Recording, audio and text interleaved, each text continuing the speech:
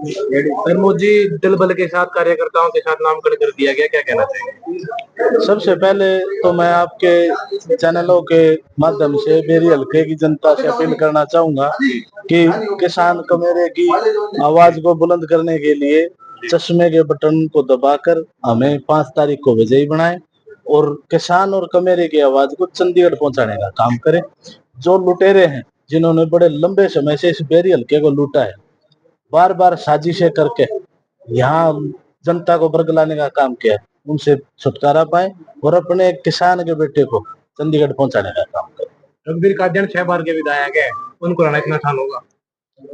Berry की जनता विधायक है, ये हमारा घमंड होता है कि हम विधायक है, वो जनता विधायक है। अगर हम जनता के लिए कार्य करें तो जनता बार बार बना देती है, ठीक है, लेकिन अब की बार पता चल जाएगा जो बेरी के हालात हैं तो क्या परिणाम होगा। सीनियर विधायक ने डॉक्टर रघुवीर कादियान, और ये बोलते हैं कि युवाओं को तो बाथरूम तक है विधानसभा में नहीं मिलेगा। इस तरह के बयान को किस तरह से देखते हैं आप? देखिए, वो मैं उनकी इज्जत करता हूँ, वो बड़े हमारे से बुजुर्ग हैं, हम उनसे कुछ सीखने की कोशिश करते हैं हमेशा, लेकिन ऐसी शब्दावली मैं डॉक्टर साहब से अपील करना चाहूंगा कि वो ना यूज करें, क्योंकि इतने बड़े नेता को, इतने उम्र दराज व्यक्ति को ये भाषाएं शोभा नहीं देती।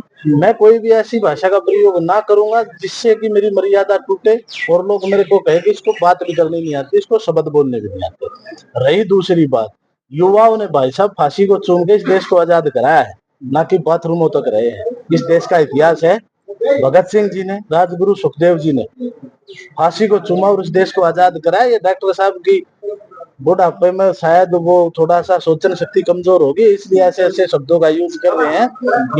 तो वो आगे, मैं तो भविष्य में उम्मीद करूंगा कि वो ऐसी भाषा का प्रयोग ना करेंगे। इनेलो बसपा गठबंधन घोषणा पत्र क्या है?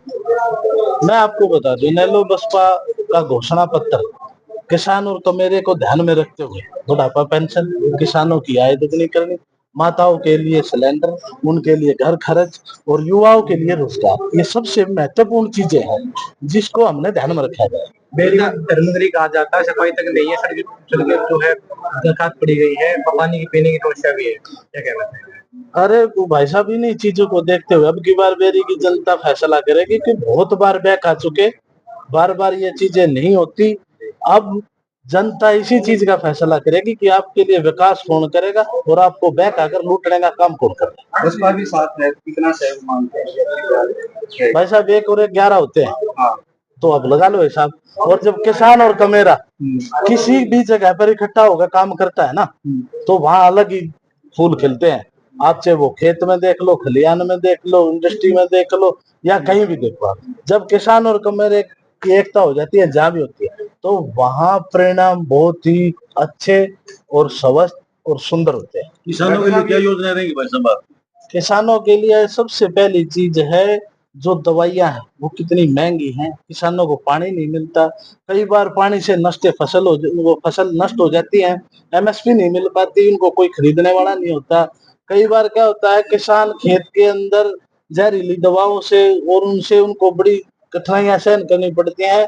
उनके लिए विधानसभा के अंदर इस हरियाणा सरकार के द्वारा बहुत ही अच्छी अच्छी जो स्कीमें हैं वो तैयार की जाएंगी, जिससे कि किसान को लाभ मिल सके। चाटी साहब, एक बात और है कि रणवीर जी ने एक बात कही, बहुत बड़ा बयान है और आजकल चर्चाओं में है कि 7 गज की धोती में तो छोटी सी बेरी लपेट करोगा। तो बिल्कुल भाई साहब, एक बार बताओ ना, बेरी तलपेट का मार रखी है, कितने साल हो गए, बेरी के हालात देख लो, पिंड न पानी को ना, लोग न नौकरी को ना, बड़का न स्कूल को ना, कॉलेज को ना, किसान आमदनी को ना, कितना एरिया हमारा बाढ़ के पानी तक खराब हो रहा है, खत्म हो रहा है। देख लो, फसल होती है तो मार रखा है, और बेरी के ऊपर मारेंगे डॉक्टर साहब?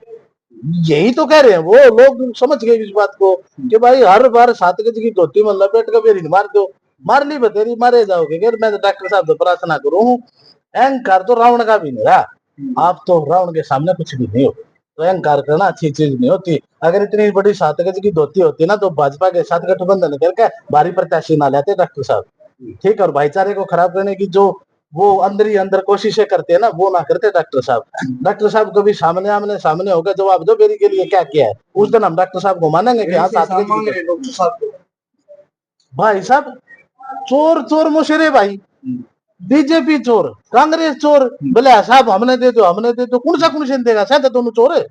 उन प्रदेश लूट के खा लिया, इन प्रदेश लूट के खा लिया। डॉक्टर साहब 30 साल तक बेरी हल्के ने लूट के खाने लग रहे हैं, ऐसा मांगने का अधिकार है उन्हें? आप जनता से पूछ के देखो, आप लोगों ने, मेरा पत्रकार साथी हो, आप भी देखते हो कितनी समस्या है बेरी हल्के में, तो उनको कौन सा अधिकार है ऐसा मांगने का? ध्यान नहीं है बेरी में। अरे सर, सफाई को तो आप छोड़ दो, डॉक्टर रघुवीर का दान दुब्बड़ धनगांव में पानी दे दो, स्पेशल अपने घर का ही पानी ला रहे हैं, पर दुब्बड़ धनगांव में जाके देख लो पीने पानी कौन है, और किसी ने देंगे कि? जो व्यक्ति अपने गांव में कुछ नहीं दे सकता, वो दूसरे ने क्या देगा? तो आपकी फिर भी लगातार 6 बार जीत चुके हैं, आगे क्या रहे? ऐसा है जी, भ्रमित करने का काम हो जाता है। हमारा एरिया, हमारा सीएम, हमारा न्यू, लोग बतेरे पैक लिए। दीपेंद्र हुड्डा को नाम पर वोट मांगे, वो दे दी नहीं, दीपेंद्र हुड्डा को वोट नहीं दी थी, पीछे भी बना दिया। गरीब किस चीज की वोट मांगना होगा दीपेंद्र हुड्डा को? दीपेंद्र हुड्डा हराना भी नहीं चाहिए। अगर वो किसान के देशी, अगर बेरी हल्के के देशी है, अगर वो ये कहते हैं कि रोहतक के अंदर झर के हम काम करवावांगे, तो बेरी विधानसभा में तो आकर वोट मांगनी ही नहीं चाहिए। हरी से वो बेरी कहता था ना भाई साहब, तो इतने युवा साथी जो थे पार्टी के साथ जुड़ रहे थे, इतने दिन तक मेहनत कर रहे थे, ठीक है, जो इस पार्टी को सींच रहे थे, उनको दरकिनार करके इसको दोबारा से बैठा दिया। तो भैया इनको जाएंगे दूसरी तरफ जिनके साथ ऐसा होगा। अभी आप देखते रहो, ये सारी चीजें मीडिया में नहीं करानी चाहिए। अभी देखते जाओ, रिजल्ट आओगा 5 तारीख ना, वोट पड़ेंगे, रिजल्ट आएगा तो मेरा लग जाएगी 7 बजे की धोती पार्ट की क्या होगा, पता मेरा लग बड़ी मुस्कुराहट है कि इस मुकाबला किसके साथ रहेगा? भाई साहब किसी के साथ नहीं, हमारा मुकाबला है जिसने जनता को लूट कर खाया, उनको इस हल्के से बाहर भगाओ और अपने किसान मेरे के बेटे को विधानसभा पहुंचाओ। और एक चीज आपको मैं बता दूं, मेरे चेहरे पर मुस्कुराहट क्यों? क्योंकि मैं युवा हूँ, और इस देश के युवा ने मुस्कुराते हुए ना फांसी को चूमा था, वो युवा हूँ मैं। और डॉक्टर साहब ने बतावांगे युवा क्या कर दिया है। धन्यवाद।